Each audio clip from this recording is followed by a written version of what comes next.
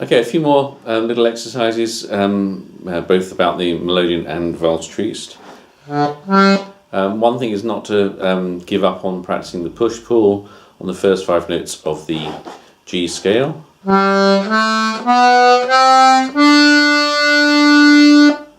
Just going up, so it's one button, 2 directions, one button, and then the third button, just that one direction.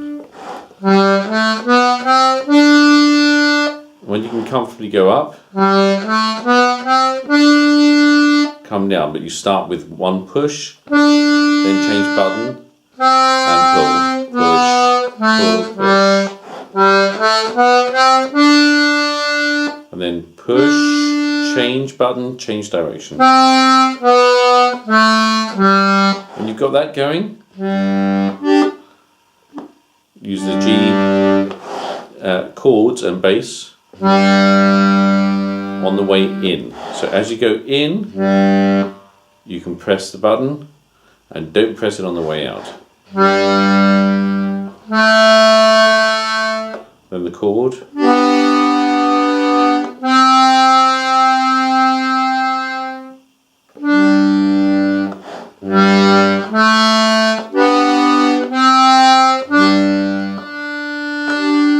You can do a bass chord on the last note.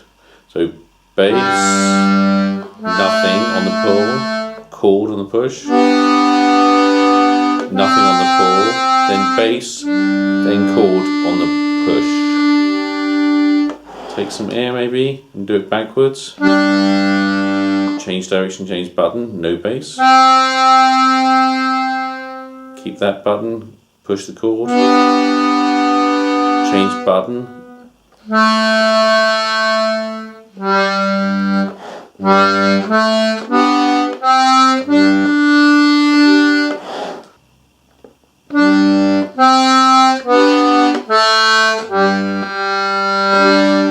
Okay, that's just really good practice to not end up just a cross rower like I am.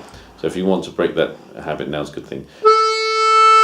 I also want you to, I'm sounding like a teacher now, I advise that you should try it on the A as well. But this A, which is for me 1, 2, 3, 4, 5, 6, the 7th button on the pull. And this time I'm using my second finger, not my pointing finger. There's a reason for that for another piece that we're going to look at in a bit. So we're going to be using those 3 fingers on those 3 buttons. And we're going to start with a pull. So this is A minor, this was G, first 3 fingers on the push to start with. Then pull, push, pull, push. Now we're going to start on the A, second finger, and we start on the push. Start on the pull, I beg your pardon, start on the pull. And then push. So it's exactly the same that we have 2 notes on one button, 2 notes on the next button, 1 note. That's as far as we're going. So that's the same as the G we were doing. But this time we're doing it on the pull first of all. And tie that up with the A basses. Nothing, change, nothing, change. And you put the chord there. So it's bass, nothing as we push, chord, nothing as we push, bass, chord. Coming down, nothing. You've got to change to the push and change the button.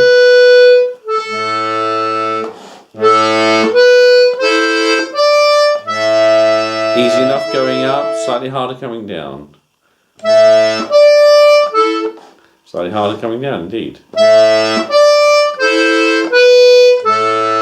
So it doesn't matter how slow you are at those. I'm very slow because I don't play push-pull. When you've done that on the A minor, I want you to try cross row, which means instead of using the bellows to change directions, we use the next row up.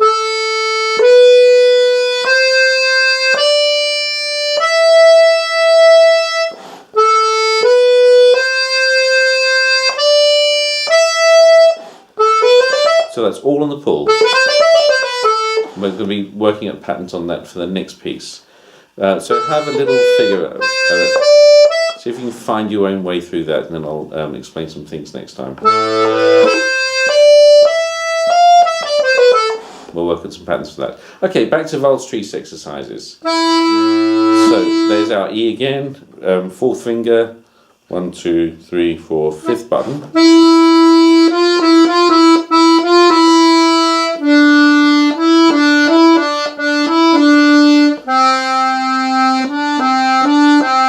So we're going to have a look at how to get from the push to the pull. So we've only been using these buttons so far.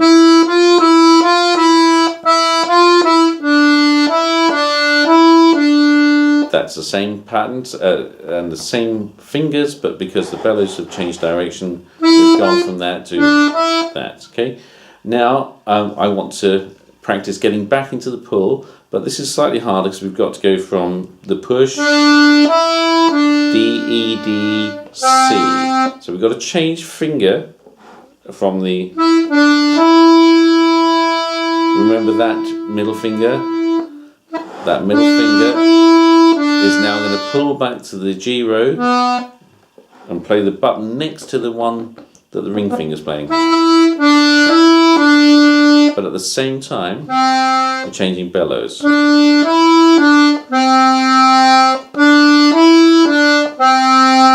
So we've used these two buttons, and then just finish that one off. But the middle finger now comes back next door to the button we've just been playing, and we change bellows direction. Otherwise it would sound. We don't want that, we want. Okay, so just that for a little second or two.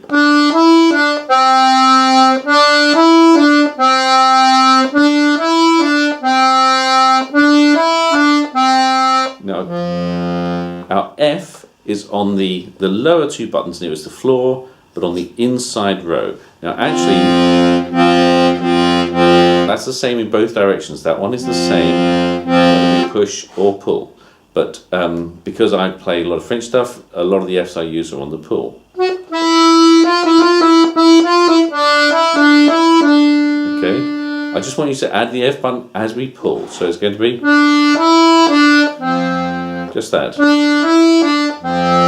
So we've got to coincide that finger moving to the outside row, change your bellows direction to the pull, and add that note.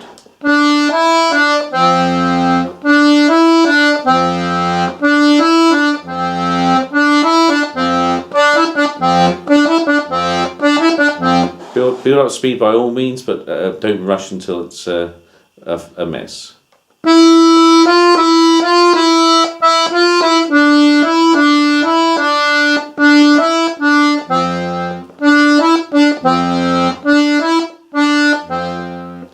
Now our G was back here on the push. There's our F on the pull. So just try practicing that. There's our G, back row, top two buttons. On the push. Then to a pull.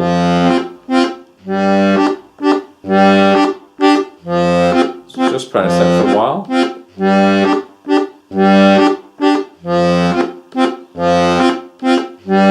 You'll notice that I'm using this finger for the base of the G.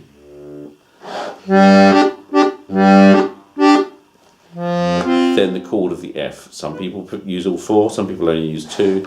I tend to use 3 and 4 and again some awkward stuff. So push G.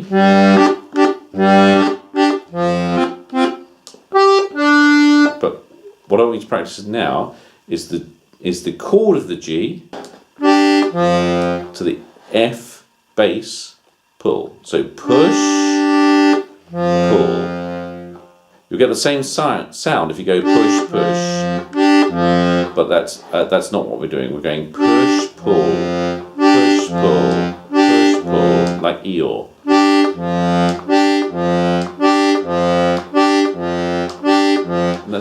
getting the basses to be easy to coordinate later.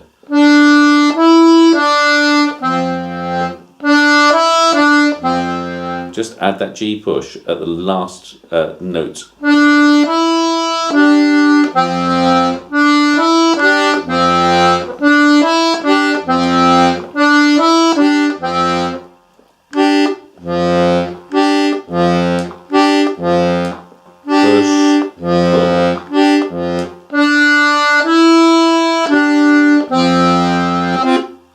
Then you can finish the whole bar off of F.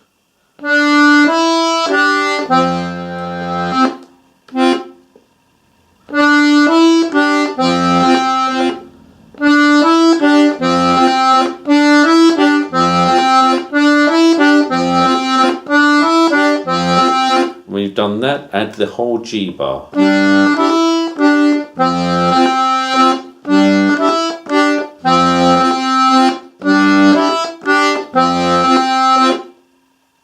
Okay, when you practice that a few times, we'll move on to the next exercise, which is realizing that these buttons do two jobs. There's our E again. On the, I want you to play it with the middle finger this time. And then add the F and add the A. The A is only actually 2 buttons up from the E, but it feels a bit further because it's our weaker fingers.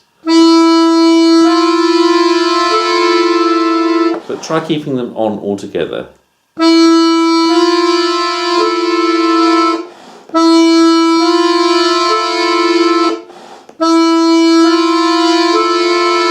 Now reverse the bellows direction. Every single note has changed now. Now here's one of the weird things about the melodeon. That interval is a perfect fit, perfect fourth. That interval, same buttons in the other direction, is a major sixth. So that takes getting your head round. It's not the same interval when we change direction, always. Perfect fourth, major sixth. Okay, tricky to get your head round.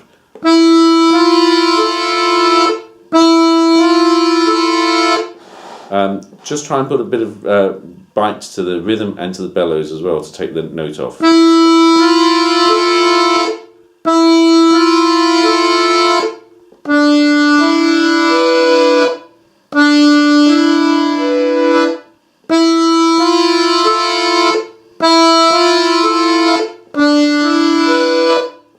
I'm deliberately speeding up to get through the exercise slightly quickly, and I think it's a good thing to practice at different tempos, but don't just be a train that runs away.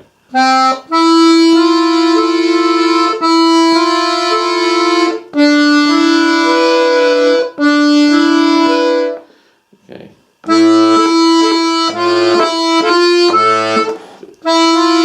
Just those notes again. 2 on 5, but this time I'm doing it over an umpa bass.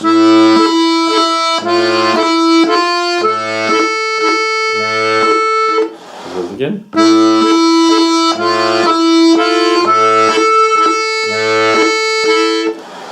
Try varying the length of the bass. Long, short, short, long, short, long, long.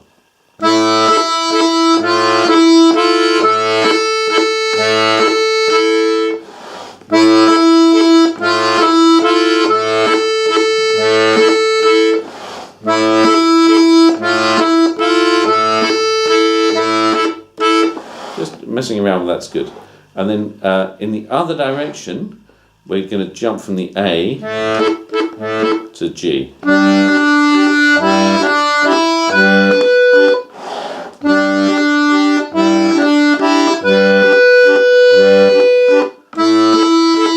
Right, this hand is doing the same pattern, this hand is changing chords.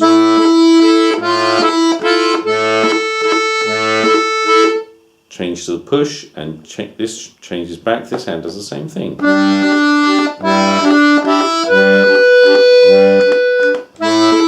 Try different articulations.